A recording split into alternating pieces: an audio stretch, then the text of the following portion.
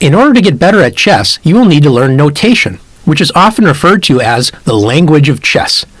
Every square on the chessboard has a name, which is actually just its coordinates. As we mentioned before, each column is called a file, and each row is called a rank.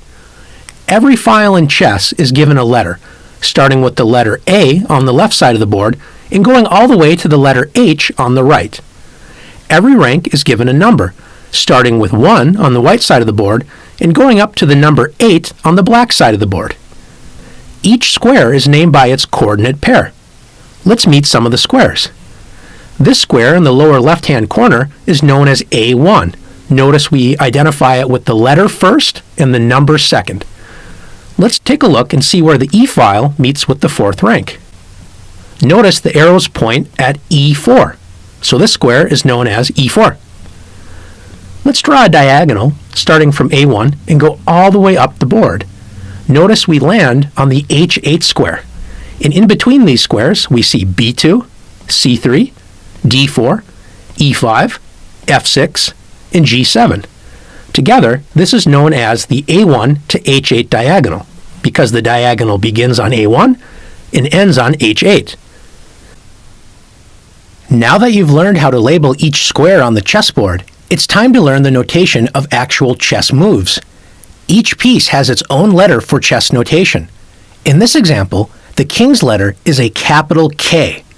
With white to move, let's say the king is going to move to the E2 square. The way we describe that move is by saying the piece's letter first, which is capital K, then the square it moves to, E2.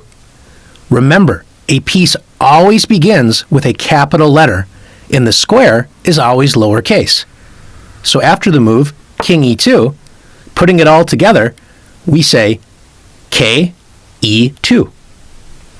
Let's say black wants to play king to D7. In this case, it's the same idea. Capital K, lowercase D7. So piece, then square. K, D7. We will use the same idea for all the other pieces.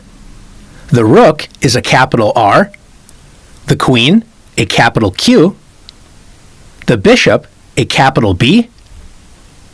The knight, however, is a little bit different. Since the capital K is already used for the king, we use a capital N for the knight. For example, N E6. Finally, you may think that pawns are a capital P. In this case, pawns are only written as the square that they move to. For example, after the move E4, the notation is simply the square the pawn moved to, E4. I hope you enjoy something new from this video. Make sure to like and subscribe.